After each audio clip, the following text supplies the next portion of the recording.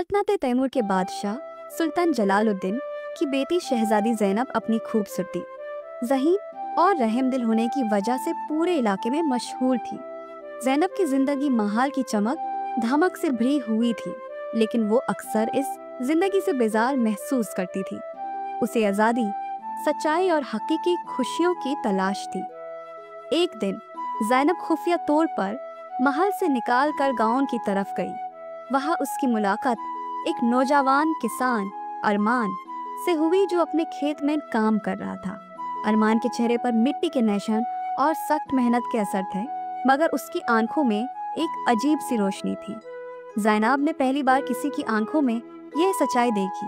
ज़ैनब अक्सर महल से निकालकर अरमान से मिलने लगी। अरमान की बातें जिंदगी की हकीकत से भरी होती थी और वो ज़ैनब को दुनिया के ऐसे पहलू दिखाता जो उसने कभी महल में नहीं देखे थे। दोनों की मुलाकातें गहरी होती गईं और उनके दिलों में मोहब्बत परवान चढ़ने लगी। लेकिन उन्हें मालूम था कि ये मोहब्बत एक ख्वाब की मानंद है जिसका हकीकत बनना नामुमकिन है। एक दिन बादशाह के जासूस ने ज़ैनब और अरमान को मिलते हुए देख लिया। खबर सुल्तान जलालुद्दीन तक पहुंची। बादशाह गुस्से से भर गया और ज़ैनब को महल में कैद कर दिया।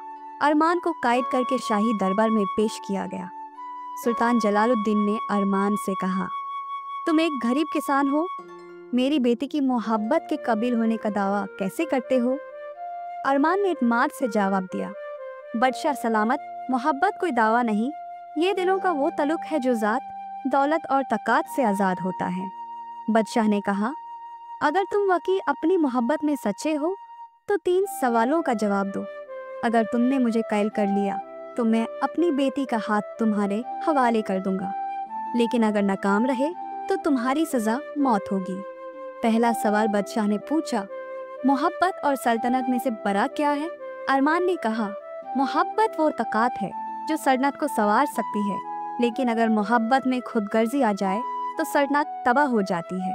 इसलिए मोहब्बत बड़ी है, लेकिन इसका इस्तेमाल दानिशमंदी से होना चाहिए। बादशाह ने खामोशी इख्तियार की और दूसरा सवाल पूछा, अगर तुम्हें ज़ैनब और अपनी जान में से किसी एक का इंतखाब करना पड़े तो तुम क्या चुनोगे?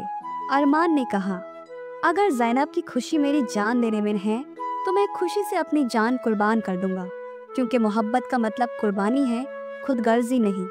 तीसरा सवाल बादशाह ने आखिरी सवाल पूछा, अगर तुम्हें ज़ैनब की मोहब्बत हासिल करने के लिए मेरी सल्तनत छोड़नी पड़े तो क्या तुम राजी होगे?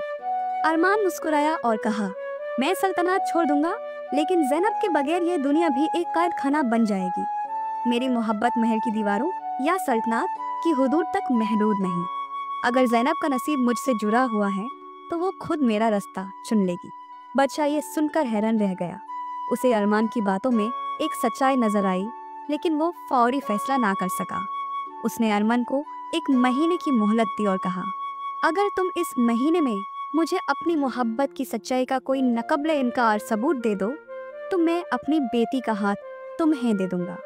शहजादी ज़ैनब महल में कैद थी। अरमान अपनी मोहब्बत का इम्तिहान देने के लिए तैयार था और बादशाह फैसला करने के लिए गहरी सोच में था।